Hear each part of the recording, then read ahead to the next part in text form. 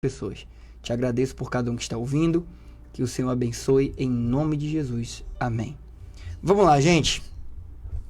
Aula passada, trabalhamos um pouquinho ali sobre a história da igreja. Eu trabalhei alguns princípios, vou relembrar para os que assistiram e também quem não assistiu, né? A gente trabalhou um slide muito bacana, já foi falado. Quem quiser o slide, precisa aí, acessa aí no YouTube quando for jogado, vai estar lá o link do WhatsApp, entra no nosso grupo, ou também segue lá, @casaldelta, segue lá, manda um oi no direct, você vai receber todo o nosso plano do curso, toda a parte dos e-books, os slides, tudo que é usado aqui, você vai receber de forma gratuita, tá? Fique tranquilo que não vai ter nenhum adicional aí não. Outro detalhe, trabalhamos também a importância de conhecer a história da igreja. Por que devemos conhecer a história da igreja? O primeiro motivo é muito simples, porque é a sua história, é a minha história. A história da igreja está vinculada a literalmente o porquê eu estou indo na igreja hoje. Por que ir em uma igreja? É bíblico? Alguém fazia isso também antigamente? O que tem a ver a igreja de hoje com a igreja da Bíblia? O que é uma igreja? Hoje também a gente vai falar um pouquinho sobre isso. O que é igreja? Falei um pouquinho do termo em grego, expliquei alguns conceitos, mas quero ser um pouquinho mais profundo hoje usando a Bíblia para isso. Então também te listou em 5 etapas ali, E a 6ª eu deixei em aberto, que foi o quê? A igreja primeiro foi a era apostólica, é o que a gente vai estudar por algumas segundas-feiras. Depois entrou a era da igreja perseguida, um período muito forte. Ela vai ser ali do ano 64 com Nero, que vai ser realmente bem perseguida, até o ano 100, ali sendo João, o último apóstolo vivo. Foi um período difícil, mas depois continua a perseguição ainda ficando mais forte ainda, depois do ano 100 até o ano 313, quando Constantino, na Batalha de Milvim, na Ponte Milvim, que existe até hoje, é lindo a foto, depois dá uma googada aí, Ponte Milvim, ele ganhou a batalha com Maxêncio, através de um símbolo chamado Kyrios, ou Kyrios, que é a parte grega do nome Cristo, e ele disse, a partir de hoje eu sou cristão. E ali entra um novo período chamado de Igreja Imperial. Agora a igreja fazia parte do império, não de forma oficial, mas ela era a principal. A oficial vai se tornar em 480 com Teodósio, outro imperador cristão também. Então é muito interessante que a igreja ela vai passando por oscilações, e essas oscilações chegam até nós. Então entender a história vai me ajudar a evitar críticas, a eu ser mais crítico também, mas de forma honrosa e honesta, não pejorativa, sair criticando por criticar. Eu vou aprender como me comportar como um cristão, como ser uma igreja. Depois desse período também, a gente vai ter a era ali da reforma. A igreja ela vai se tornando algo fora dos padrões bíblicos e precisa ter uma ruptura. E aí vem Lutero em 1517, 31 de outubro, e a famosa Reforma Protestante. Mais para frente, a gente vai ter a Era Moderna, que vai do século 17, alguns vão contar século 13, varia muito, até nós hoje, século 21. Então tudo isso é o que vocês vão aprender para a gente identificar a igreja hoje. Mas como eu disse, eu queria muito que a gente pudesse navegar pelas escrituras e aprender com ela. Então a gente vai trabalhar Atos hoje. Toda a era apostólica vai estar escrita em Atos, tá bom? Até o capítulo 28. E depois a gente tem nos livros da patrística, que é o estudo teológico dos pais da igreja. E a gente tem Policarpo, Irineu de Lyon, Tertuliano, Clemente de Roma e grandes outros nomes da história da igreja que escreveu após todos esses acontecimentos de Atos, tá bom? Então você aí, abre a Bíblia comigo, vamos ler aqui Atos capítulo 1, como sempre eu falo para vocês a minha versão porque estamos em um curso teológico, na aula de hermenêutica já trabalhamos um pouquinho sobre traduções, sobre equivalência formal, equivalência dinâmica, e eu expliquei que a NVI ela está no meio termo, né, a Nova Versão Internacional, ela consegue trabalhar algo formal, ou seja, letra por letra dos originais, como também consegue trabalhar a ideia por trás, que seria a parte dinâmica. Então é uma boa Bíblia para quem quer estudar e ao mesmo tempo uma leitura mais envolvente, mais tranquila. Para estudo mais aprofundado, as versões da Ferreira, né, João Ferreira de Almeida, as Aras, é muito legal. E bem dinâmica, bem à vontade. Você tem a NVT, Nova Versão Transformadora. Você tem a Bíblia A Mensagem, de Eugene Peterson, ou Peterson, né? Foi uma Bíblia aí que causou um burburinho no mundo acadêmico, pois ela tinha uma linguagem muito, muito à vontade, mas eu já falei sobre ela aqui. E já no comecinho da Bíblia, nas primeiras folhas, o próprio pastor Eugene Peterson deixou claro que a sua tradução não anulava a Bíblia, não substituía a Bíblia, mas pelo contrário, ela foi apenas uma estratégia para a sua igreja, né? Tinha um propósito e apenas para uma leitura superficial e também devocional. Então, são Bíblias que eu indico. Eu estou aqui com a NVI.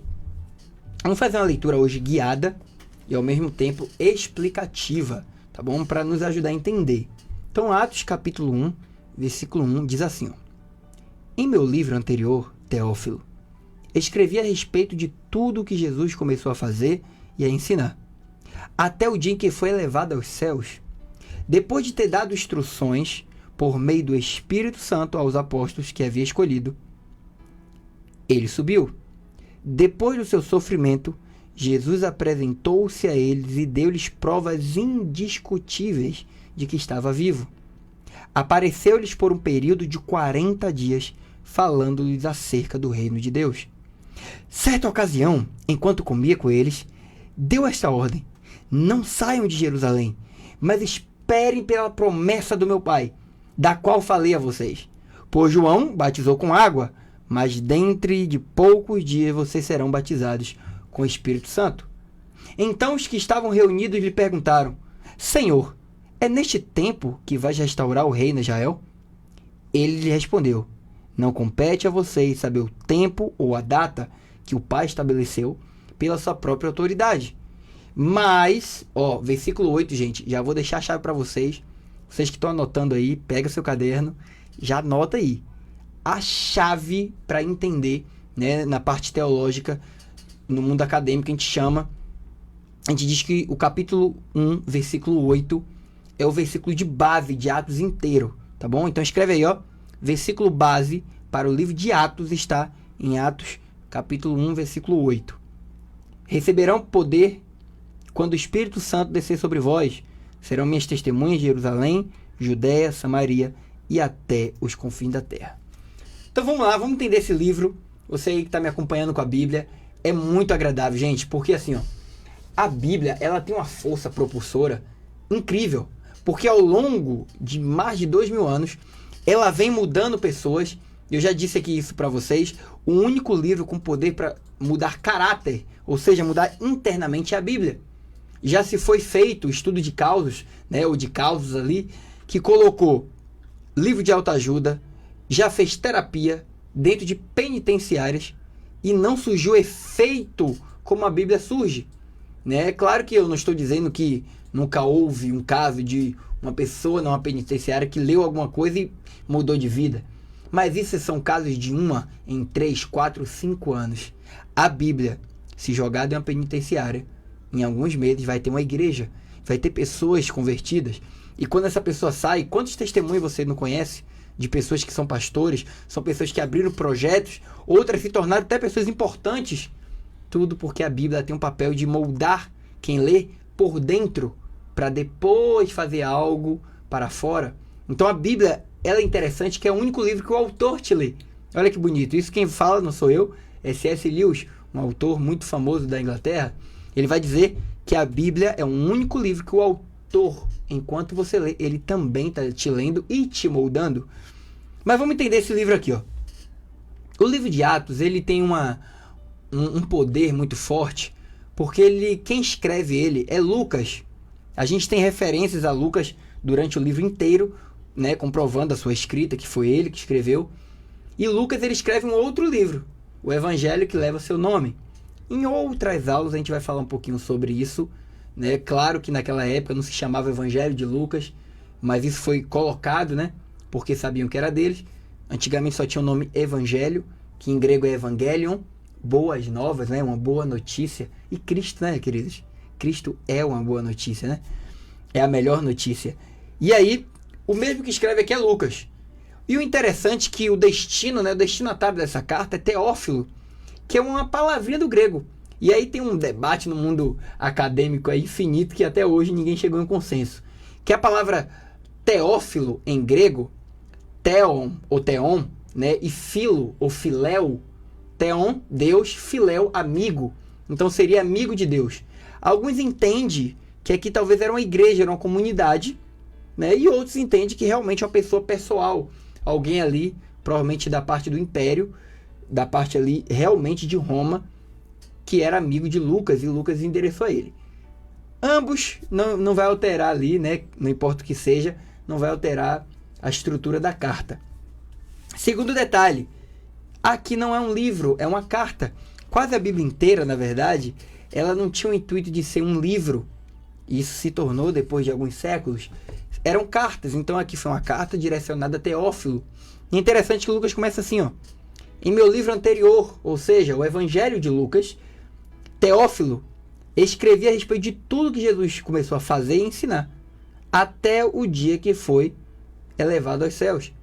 Então é interessante que o livro de Atos, Lucas ele é muito detalhista. Depois a gente vai voltar a ter a matéria também dos evangelhos. A maioria conhece Lucas como o médico, né?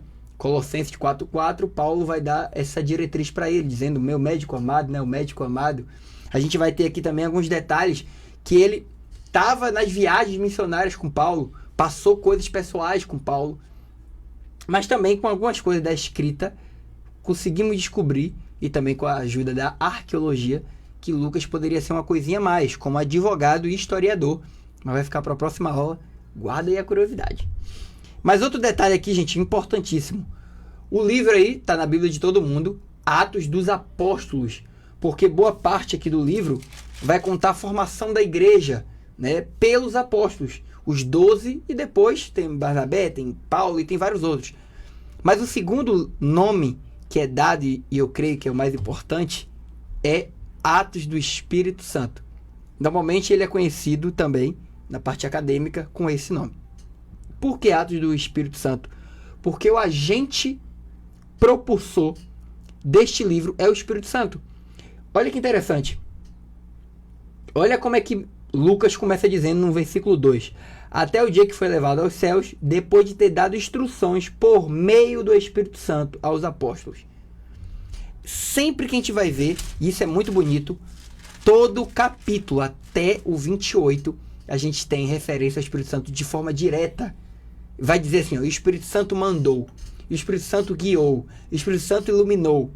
É interessante que tem um autor também chamado F.F. Bruce, ele é um historiador cristão, que ele vai dizer que em toda a Bíblia, em todo Atos, né, nos capítulos, vai aparecer os atributos do Espírito Santo que está lá em João 14:15. Então a gente vai ver o Espírito Santo guiando, iluminando, exortando, consolando, tudo em um livro só. Então se você aí quer ter interesse em entender o Espírito Santo, entender essa doutrina importantíssima, está no livro de Atos. Você vai entender ali como que ele se comporta, como que ele trabalha. Ali vai ter o Espírito Santo doando, né? Dando os dons ali para alguns, batizando. Vamos chegar no capítulo 2, ali na festa, né, de Pentecoste. Então é um livro que o Espírito Santo é o agente, é dele o livro. Mas aí ele recebeu também esse nome de Atos dos Apóstolos, porque é contado também as missões dos apóstolos, seja dos 12, como também dos próximos que viriam a se tornar parte da igreja. Mas vamos lá. Continua aqui, versículo 9. Tendo dito isto, foi elevado às alturas enquanto eles olhavam, e a nuvem o encobriu da vista de todos. E eles ficaram com os olhos fixos no céu, enquanto ele subia. De repente surgiram diante deles 2 homens vestidos de branco, que lhes disseram, Galileus, por que vocês estão olhando para o céu?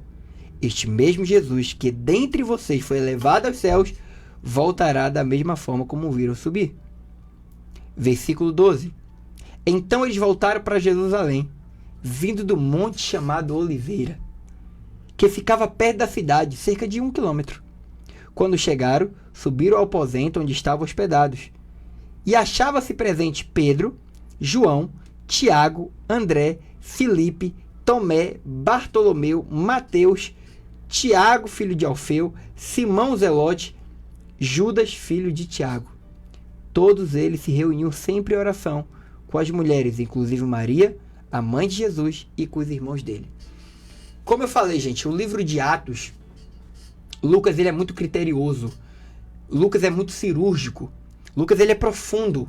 Então ele quer dar detalhes. E eu sempre indico para vocês que querem começar ali a entender de forma cronológica. Você quer entender alguns percalços ali, né, do Evangelho. Vale a pena ler Lucas. Eu sei que normalmente é indicado João, porque João ele tem uma revelação muito mais forte, né? João entende que o mestre que estava com eles é o próprio Deus, é o Criador, é o consumador da vida, é Deus, né?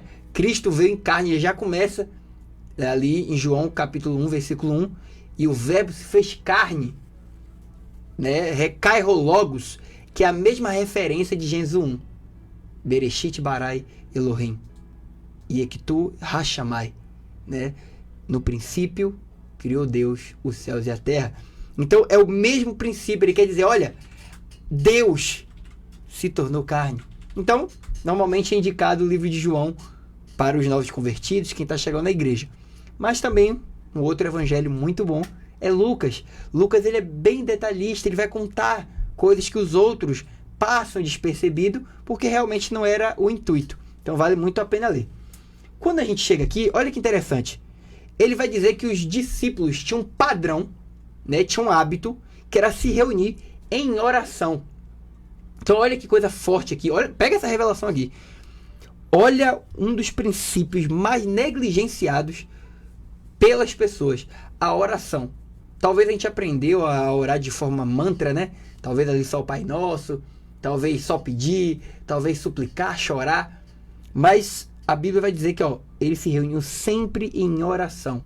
Então o hábito da oração, que é uma das 3 piedades do crente, né? Que é o famoso job, né? O trabalho, jejum, oração e Bíblia. Se o crente não tiver esses 3 pilares, queridos, você pode saber teologia, você pode ser doutor, você pode ser o que você quiser. Se não tem esses 3 pilares, não funciona e você está perdendo tempo. Então, busque ter essa intimidade e Atos também vai te ensinar. Agora, olha outro detalhe. Os 11 estão presentes, né? Os 11 discípulos aqui estão presentes junto com a mãe de Jesus e com os irmãos. Vocês lembram que lá em Mateus é contado que os irmãos de Jesus não acreditavam nele? Tem até uma passagem, uma cena, né? Me esqueci o capítulo agora, mas que vai dizer que Jesus não podia ir para Jerusalém porque seria preso. E aí os irmãos dizem assim, vai lá, se mostra para a galera. E aí o texto diz, porque eles sabiam que seria preso. E eles não acreditavam.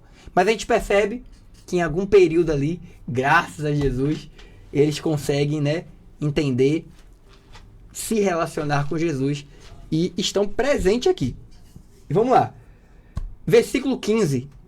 Naqueles dias, Pedro levantou-se entre os irmãos, um grupo de cerca de 120 pessoas, e disse, irmãos, era necessário que se cumprisse a escritura, que o Espírito Santo predisse por boca de Davi a respeito de Judas, que servia de guia aos que prenderam Jesus. Ele foi contado como um dos nossos e teve participação nesse ministério. Com a recompensa que recebeu pelo seu pecado, Judas comprou um campo e ali caiu de cabeça, precipitando-se. Seu corpo partiu-se ao meio e as suas vísceras se derramaram. Todos em Jerusalém ficaram sabendo disso, de modo que na língua deles, este campo passou a ser chamado de Aceldama, isto é, campo de sangue. Porque prosseguiu Pedro, está escrito no livro de Salmos, fique deserto o seu lugar, e não haja ninguém que nele habite, e ainda que outro ocupe o seu lugar. Já ensinei isso aqui, gente, na aula sobre Judas Iscariote, falando sobre predestinação, falando sobre o papel dele, né, na obra ali redentora, no plano de salvação. E eu também expliquei que na cultura popular, né, no jargão, na falácia foi dito que Judas morreu enforcado. Por quê? Lá em Mateus 27 a gente tem a referência dizendo: e Judas indo para se enforcar. E morreu ali o assunto. Só que em Atos vai contar o resto da história. Por isso que eu digo que Lucas, ele é muito criterioso. Ele é cirúrgico na ideia dele.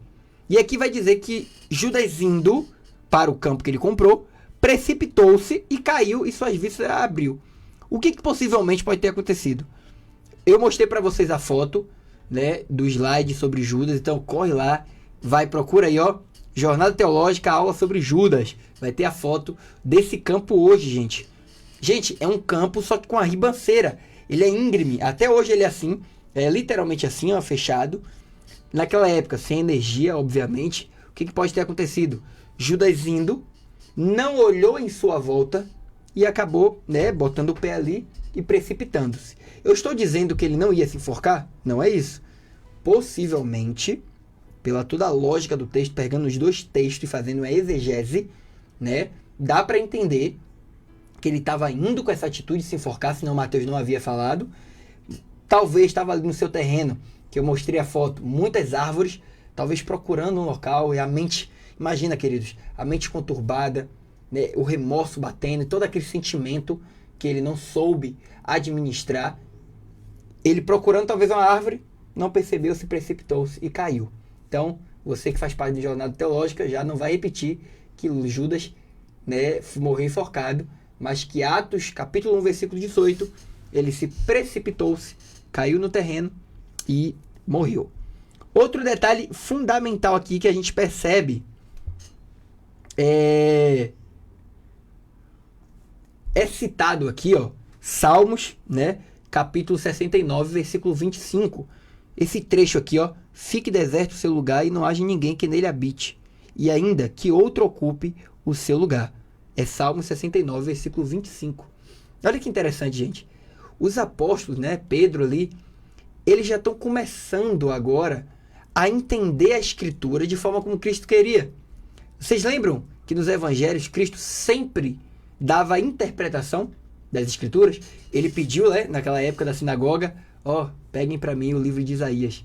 Quando ele lê, ele diz: hoje se cumpriu o que está escrito. Então, ele sempre dava a interpretação.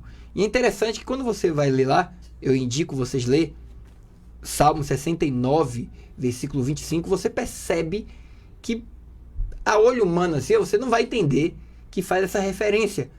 Mas olha como é que o Espírito já estava atuando ali, como é que Deus já estava trazendo revelações para ele sobre isso. E olha como é importante na sua vida essa cultura da Bíblia. Como é que Deus pode trazer revelações fortes na sua vida, e talvez o que está faltando para você é isso. Mas, versículo 21, já para quase finalizar aqui, a gente vai ter uma escolha, né? Porque precisava colocar alguém no local. Mas, dá uma pausinha aí, já corre, vai do banheiro, pega a sua água, vou pegar a minha aqui, seu café, tenha seu momento aí, e já voltamos, vamos dar um breve intervalo e voltamos com essa leitura. Compartilhe e chama a família, hein? Beijão, já voltamos. Essa força gerada pelo Espírito Santo em nós, que nos faz resistir mesmo quando o inimigo parece maior, que nos faz esperar por um milagre mesmo contra todas as evidências. Fé na palavra que sai da boca de Deus, que alimenta e faz viver. Fé que moveu homens no passado numa caminhada em busca do sobrenatural. Fé que transmitimos, que sentimos, que nos apoiamos, que nos leva a orar. O justo viverá pela fé. E se ele recuar, a minha alma não tem prazer nele, diz o Senhor. Assim é a Rede Melodia. Rompemos em fé. O colesterol alto pode matar. E os cuidados devem começar na infância, para evitar graves problemas na fase adulta, como doenças cardiovasculares, infarto do miocárdio e acidente vascular cerebral. Crianças entre 2 e 8 anos que possuam pais ou avós com históricos de doenças cardíacas ou de colesterol alto devem ter seu colesterol dosado. Entre os 9 e 12 anos, toda criança deve ter seu colesterol avaliado. Se o LDL colesterol ou colesterol ruim de seu filho estiver acima de 130 mg por decilitro, procure seu pediatra ou endocrinologista. O colesterol alto de seu filho não é brincadeira. A infância e a adolescência são fases importantes na prevenção das doenças do coração. Eu tenho 5 anos e sou filha única.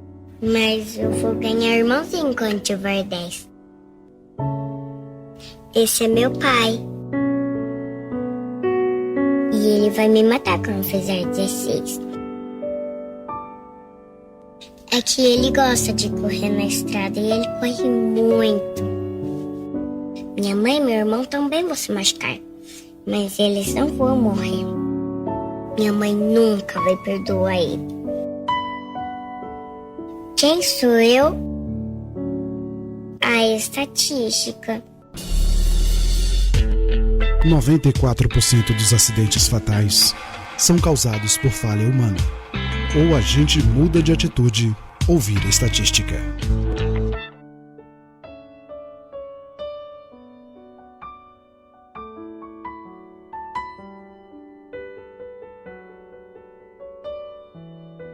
Jogou. Voltamos, gente. Tava trocando ideia aqui. Ó, eu falo que aqui é rápido. O máximo de conhecimento, de carinho com vocês, que é importante, tá bom? Mas vamos lá. Olha que interessante agora, que agora pra mim que fica top o livro aqui, porque vai contar uma outra parte que alguns até se confundem, fala, pô, como é que do nada alguém vai se tornar um dos 12? E, gente, aqui tem uma revelação muito legal. Então vamos lá, hein? Portanto, versículo 21, tá? Do capítulo 1 ainda. Portanto, é necessário que escolhamos um dos homens que estiveram conosco durante pega isso aqui, hein? Todo o tempo que o Senhor Jesus viveu entre nós. Desde o batismo de João até o dia em que Jesus foi elevado dentre nós às alturas. É preciso que um deles seja conosco testemunha de sua ressurreição. Então indicaram 2 nomes. José, chamado Barsabás, também conhecido como Justo, e Matias. Depois oraram: Senhor, tu conheces o coração de todos. Mostra-nos qual destes 2 tem escolhido para assumir este ministério apostólico que Judas abandonou, indo para o lugar que lhe era devido. Então tiraram sortes e a sorte caiu sobre Matias. Assim ele foi acrescentado aos 11. Vamos lá, gente, vamos entender isso aqui com calma, né? Como eu falei, hoje eu quero muito ter esse hábito com vocês, que é literalmente guiar a Bíblia como se fosse um comentário. Eu quero que seja um comentário vivo também, a jornada teológica. Vira e mexe, teremos aulas assim. Porque eu sei, queridos, que isso é uma dificuldade de todos nós. Talvez a gente fazer um curso, a gente aprender alguma coisa é muito forte, né? Mas a gente chega em casa e não tem mais o professor, não tem mais alguém para incentivar, e a gente sente aquele desânimo. Talvez você chegue em casa e não consegue entender a Bíblia. Talvez na aula você entende, enquanto eu estou lendo, eu estou explicando. Mas em casa sozinho você não tem a ferramenta. Por isso que eu digo, teologia não é para pastor, não é para missionário, não é para um grupo, mas é para todo cristão. Tem uma regrinha de hermenêutica, a regra 7, que vai dizer assim, ó, o alvo principal da Bíblia não é encher sua cabeça de conhecimento, mas é transformar a tua vida e teu coração. Ou seja, o alvo principal da Bíblia é que você possa se alimentar dela, seja um alimento diário. Mas eu sei que para se alimentar, você tem que saber o que você está comendo. Ou até mesmo, né, preparar a sua comida. E aqui há um preparo para entender. Então eu quero muito que a gente faça isso para você se acostumar a ler a Bíblia depois, sozinho, e entender ela.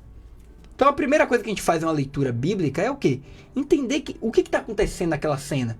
Qual é o cenário por trás? Né? Quem é os personagens dito? Quando eu digo personagem, tá? Não é do modo literário, de persona, né? de pessoas fictícias, não. Mas é realmente falar, né, de quem está aqui na cena. Olha o que vai falar aqui, ó. Precisamos de um homem que está conosco durante todo o tempo. Então olha aqui, olha que lindo, gente. Que revelação da hora. Matias, ele tá desde o início.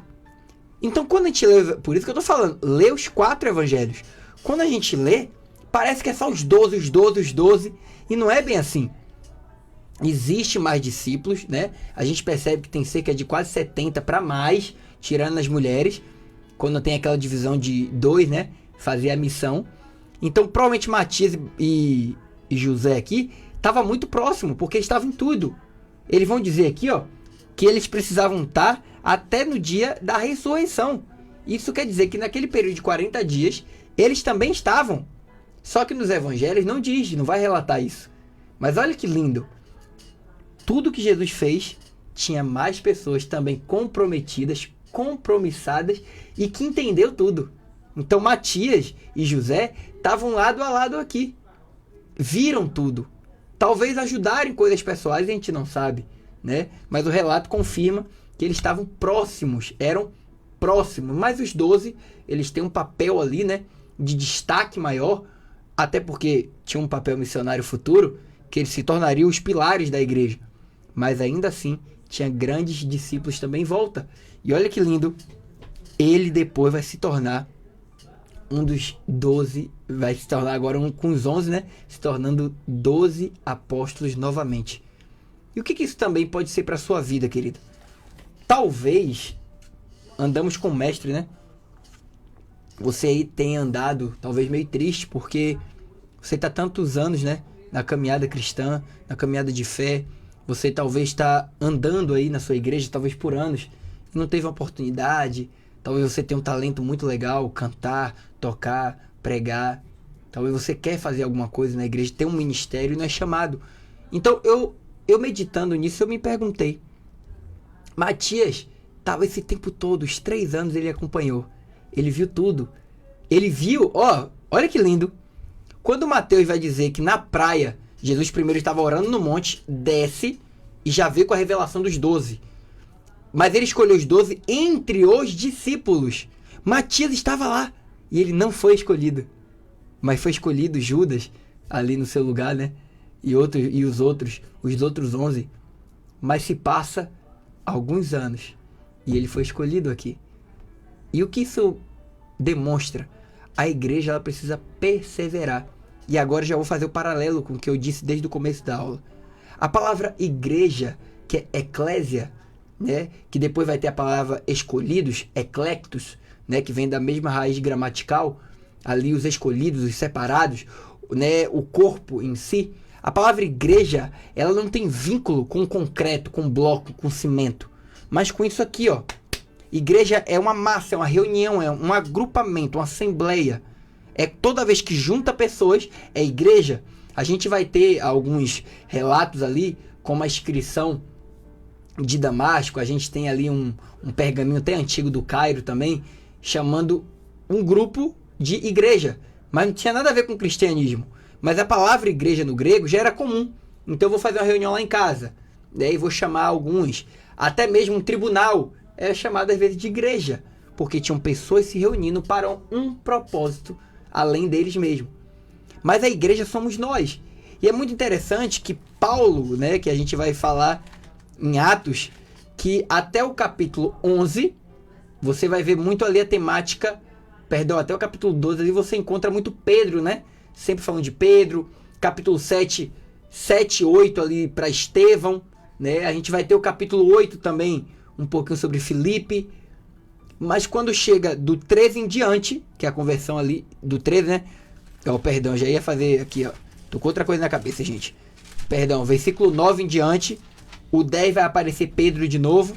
Mas versículo 9 em diante você vai ter ali Paulo como protagonista do livro de Atos. Você percebe que o livro de Atos é uma credencial. É mostrar como Paulo foi levantado como apóstolo do gentil. Mas voltando aqui, Paulo, ele destrincha isso muito bem em 1 Coríntios, né? Eu ia abrir. Você já abre comigo aí também, ó. Que é muito interessante como que ele trabalha 1 Coríntios. Famoso texto aí, né? Versículo 11, ó. 1 Coríntios, capítulo 11. Torne-se meus imitadores como eu sou de Cristo. Né? Eu os elogio porque por se lembrarem de mim em tudo, e por se apegarem às tradições exatamente como eu transmiti a vocês. Quero, porém, que entendam que o cabeça de tudo, ou de todo homem, é Cristo. O cabeça da mulher é o homem, e o cabeça de Cristo é Deus. Todo homem que ora ou profetiza com a cabeça coberta, desonra a sua cabeça. E aqui vai algumas partes que a gente vai trabalhar depois. Mas vamos para o capítulo 12 agora, ó. Capítulo 12, versículo 12. Ora, assim como o corpo é uma unidade, embora tenha muitos membros, e todos os membros, mesmo sendo muitos, formam um só corpo, assim também com respeito a Cristo. Pois em um só corpo todos nós fomos batizados em um único Espírito, quer judeus, quer gregos, quer escravos, quer livres, e a todos nós foi dado beber de um único Espírito. E aí Paulo vai trazer toda uma analogia de que nós somos um corpo, né? E cada um é um membro, cada um faz parte ali daquele corpo. Então quando hoje foi um debate, eu indico você assistir, vai lá, ó, acessa lá no YouTube, Melodia 87.9, coloca debate e você vai ter o debate de hoje. A gente teve um debate hoje sobre uma ouvinte comum que estava triste com a igreja. Ela estava decepcionada, ela estava ali realmente abatida. E um dos pontos que foi muito legal conversar ali com o pastor José Carlos, ó, beijão, pastor Valverde também, um grande beijo. Foi um momento muito legal que a gente estava comentando que infelizmente as igrejas, ela saiu do pilar Bíblia. Ela saiu do pilar que o Paulo acabou de dizer. Ó, seja um corpo, mas o cabeça é Deus. O cabeça é Cristo, né? E o cabeça de Cristo é Deus. Hoje as igrejas é ao contrário. O pastor, ele quer ser o cabeça, ele quer ter um poderio e virou um monopólio. E o pastor, gostando ou não, os pastores que estão assim, entenda, você está em pecado. Você está realmente cometendo o que Cristo falou. Não atrapalhe meus pequeninos. E ali não tem só a ver só com criança, com a parte infantil, mas está realmente falando com a igreja em si. Também temos Tiago alertando aqueles que ensina, aqueles que querem ser mestre, cuidado, será cobrado mais. Então o líder, ele tem o papel de entender que ele é mais um. Ele não é o cabeça da igreja. Ele é o conservo, né? Ele está ali servindo, né? Recebendo do cabeça, que é Cristo, as instruções. Então, queridos, você aí, talvez você já se machucou com a igreja, mas não a igreja corpo, a igreja instituição, as quatro paredes. Entenda, a igreja de Atos também não era perfeita. E foi até um dos pontos que eu citei hoje. A igreja de Atos, a gente vai ter ali, ó. Olha como é que Lucas é bem legal. Lucas vai explicar que no capítulo 6 a igreja tem uma divisão devido à divisão financeira entre as viúvas. Uma viúva de Jerusalém, a outra da Grécia, não estava recebendo em comum acordo. E aí a igreja estava dando problema.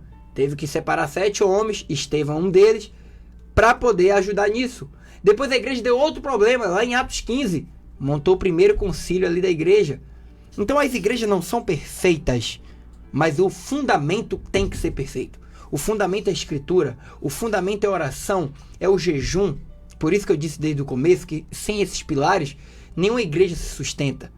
Então você que está na sua igreja, saiba identificar isso. E talvez, queridos, se você vê que não está tendo aquilo que é bíblico, ou seja, é moral, é pecado, Paulo também alerta sobre isso. Saiba obedecer à autoridade instituída por Deus até ser algo moral. Então, quando é algo moral, quando a igreja sai do âmbito bíblico, reveja, né? Hoje também a gente abordou a parte de filho. Eu sou casado, né? Mandar um beijo para minha princesa, meu diamante, Jennifer, tá em casa, meus filhos Nicolas e Benjamin. Eu tenho o meu mais velho de 7 anos, vai fazer 8 anos, dia 25 agora. E o meu mais novo, Benjamin, 2 aninhos. Se eu falar de coisas da igreja, partes ruins que eu já vivi, que eu vivo com minha esposa, na frente deles, eu crio neles um hábito de criticar a igreja, de falar mal. Então tome cuidado também, se policie enquanto a isso. Então o que eu estou trazendo aqui? A igreja de Atos, ela tem um formato, ela tem uma estrutura que é totalmente bíblica. Você percebe no capítulo 2, versículo 42, que diz assim, ó: e a igreja tinha tudo em comum, porque estavam na doutrina dos apóstolos e a de Cristo, de casa em casa. Partilhavam da refeição e também das Escrituras. E eu gosto muito de um hábito da minha igreja, né? Mandar um beijo aí pro meu pastor Leandro e a todos da Graça e Paz, um grande beijo, né? A gente tem um hábito da mesa. A mesa é importante, queridos. Isso não é invenção do homem, é bíblico. Toda vez que Cristo estava com o povo, normalmente tinha o quê? Refeição, comida, gente, comida. Infelizmente, hoje é pejorativo, né? O crente acha bonito isso, né? O crente não fuma, não bebe, mas come. E a gente parte para a gula, que é pecado também. Mas tirando essa coisa ridícula que a igreja acha bonito, mas a refeição ela é importante. Ela traz comunhão. Não sei se vocês têm o hábito da mesa, mas eu e minha família, a gente gosta muito de sentar na mesa, né? Ter o momento de comer junto, né? Um na sala, no quarto, mas na mesa. Então a mesa é onde você olha no olho. É onde você percebe se um tá bem, se não tá. Na mesa que você lê Bíblia, na mesa que as coisas entram. E Jesus fez a última ceia em uma mesa. Jesus normalmente se reunia com seus discípulos na mesa para dar instruções. Claro que nos momentos, né, de monte, outros momentos superficiais, não tinha ali a mesa. Mas o hábito de refeição de casa em casa é bíblico. E outro detalhe que eu queria deixar para vocês, que eu acho muito fundamental também, normalmente a gente critica, né? A gente fala assim, eu fui ferido, eu fui em várias igrejas, é muito ruim. Mas será que também você não é o problema? Será que nós não somos o problema? Normalmente aprendemos a dizer que o outro me inveja, mas eu nunca invejo ninguém. O outro falou mal de mim, mas eu nunca falo mal, né? O outro, mas será que eu também não sou um problema para alguém? Então, esse analisar que a Bíblia fala, examinar a si mesmo, né? Claro que eu estou pegando o contexto aqui da ceia, mas o princípio é eterno, o princípio vale para todos. Esse examinar diariamente é um hábito que o cristão precisa ter. Como igreja, como corpo de Cristo, eu preciso entender que se eu não me examino, se eu não olho para mim, fica difícil. Se eu não entendo que eu preciso olhar quem eu sou, e a frase que eu sempre digo na aula, seja você a resposta da sua oração. Talvez você está na sua igreja e está aí, rapaz, eu estou vendo tal coisa e está muito ruim. Deus, ajuda aí. Faz alguma coisa. Porque é complicado. Instagram? Rapidinho, gente, eu vou dar uma pausa aqui. Nilva Lemos? Tá pelo Instagram? Mandar um beijão aí, Nilva Lemos mandou aí Atos 2,42. E perseveravam na doutrina dos apóstolos, na comunhão, no partir do pão e nas orações. Exatamente, Nilva. A gente tem ali, esse é um texto muito firme. Você percebe que a perseverança é a raiz de tudo. E voltando com paralelo em Matias, a perseverança colocou ele depois no apostolado. Ele vira ali um dos da coluna da igreja, né? Matias, a gente tem ali na história da igreja que ele foi para o Egito, chegou em outros lugares da Palestina e ele perseverou. E ele se tornou alguém. Talvez, será que era a vontade dele se tornar alguém mais íntimo de Cristo? Na época lá, ele não foi um dos 12, mas passou algum tempo depois, né, alguns anos depois, ele se tornou. Então o que está faltando em nós como igreja é a perseverança, que até Paulo vai dizer, a perseverança dos santos. 1 Pedro vai dar isso. Apocalipse, João diz, estejam perseverantes, porque naquele dia, naquele grande dia, né, será que será encontrado fé na terra? Então você aí, que me ouve, que talvez já foi machucado por uma igreja, por algum lugar, entenda. Congregar é bíblico. Hebreus capítulo 10 vai falar sobre congregar.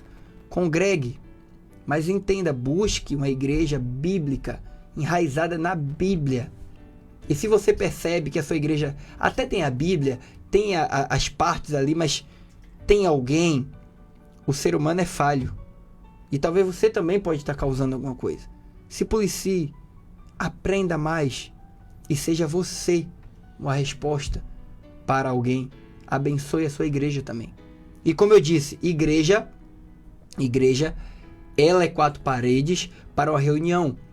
Mas naquele intuito de adoração, no intuito de crescimento, você é a igreja. Então se você não está de acordo com a Bíblia, você também está prejudicando o reino. E precisa se alinhar. Tá bom? Queridos, Como eu já falei, você que quer ter acesso a todo esse material de forma gratuita, acesse nosso WhatsApp. Gente, hoje eu tô tentando, hoje eu tava falando sobre tecnologia e tava dizendo, né, que alguns nomes ficam na nossa cabeça, né, diariamente, e outras vezes a gente esquece, né? Mas o WhatsApp nosso aí, já vou deixar aí para que você não esqueça. Então anota aí, ó, 779 8144 8587. 779 8144 8587. E você vai falar diretamente comigo. Eu vou te jogar lá no grupo para você poder ter acesso a todo o material, tá bom? Quer ter mais conteúdo, aprender um pouquinho mais? Acesse também nosso Instagram, meu e da minha esposa. Somos professores de teologia. Temos, né, outros trabalhos por fora. Então acesse lá, @casaldelta, tá? É sempre um prazer estar aqui com vocês. Agradeço também o carinho da audiência. Espero você segunda-feira com a continuação da história da igreja, que é a sua história e a minha história. Então, um grande beijo. Espero te rever aqui. Até a próxima.